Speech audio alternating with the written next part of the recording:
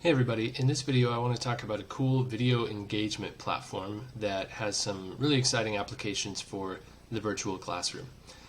We have Google Meet, which is synchronous. Everyone's together in that at the same time, and that's awesome. But sometimes we want an asynchronous video platform that might allow for some collaboration, some thinking, some responding, and Flipgrid allows users to do that in a really fun way. So that's what we're talking about today is Flipgrid. It's just flipgrid.com. I'm kind of starting at the end to show you what students see so that you can see the potential for this technology, and then I'll go more into kind of how to use it.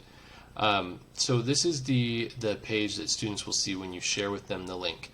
Now I'm logged in already, but if I weren't logged in, it would prompt me to log in.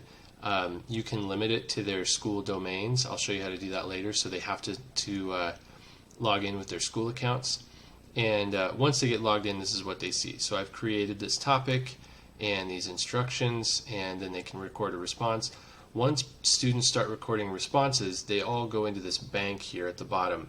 And this is one of the limitations of the platform. It can get pretty disorganized because it's just like a smattering of videos. But sometimes that chaos is kind of beautiful and can feel exciting for students where they get to just look at whichever ones they want to, and they can click on a video, they can even respond to that video with another video, and the video interface feels much more like social media than it does like schoolwork, and that's a really nice aspect of Flipgrid as well. Unfortunately, I can't show you on here because I'm using the webcam and kind of doing the screencast, but it's intuitive, it's easy to use.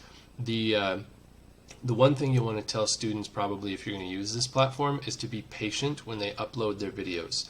So they'll record, and they might record a 2-minute video and it feels pretty fast for them, and then when they click upload, it might take 15 minutes to upload. The processing can be pretty slow. So tell them to be patient, don't freak out. It's not broken if it's taking a little while to process. Because they can get frustrated and abandon ship and try to record it again and try to upload it again, and then it stops. It takes forever to process again. So that's one other downside, but it's a great platform. Let me show you what it looks like when we're going to create a new topic. So I'm going to go back to my educator dashboard. Normally when I log in, this is what it will look like. This is the page that I shared with students, as I mentioned, but this is what it'll look like when I first log in as a teacher. So here's the topic that I created that I just showed you the kind of student view on, but I'll add a new topic so you can see what that looks like. So we'll click that, add a topic, and I can call it whatever I want. I can add a prompt, and I can set the recording time, which is really nice, up to 10 minutes. This is a great idea, especially depending on your students. I'll probably always do this, except for maybe some of my most trustworthy senior classes. Video moderation. I mean, it depends on how much time you have too, though. Your kids, most students are pretty good at tattling, so if there is something offensive, you'll probably hear about it.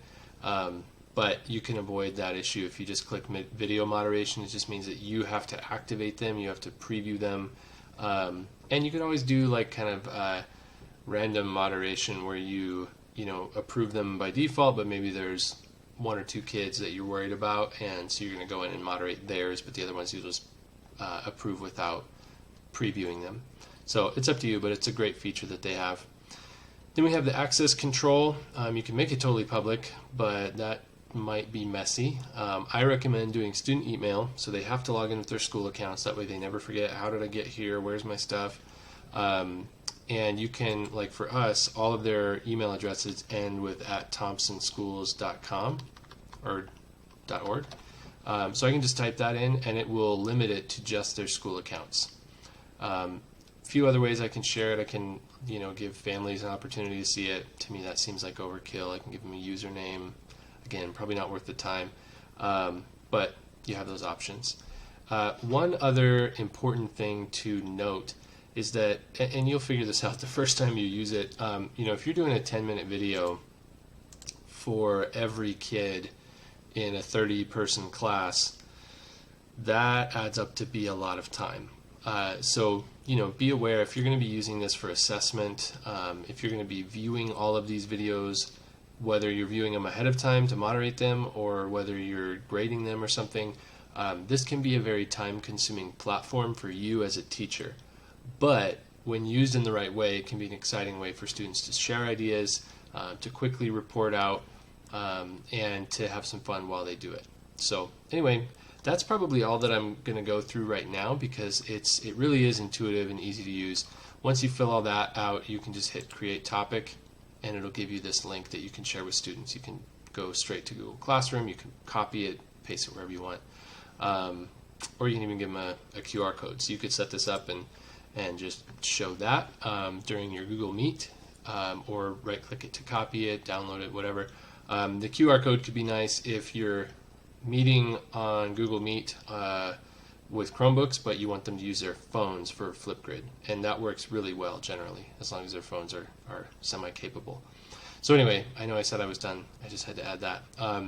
But yeah, I'm not going to go too much more into it, because it's intuitive, it's a fun platform, and I recommend it for the right applications, but we have to be realistic about its limitations as well. Anyway, good luck and enjoy Flipgrid.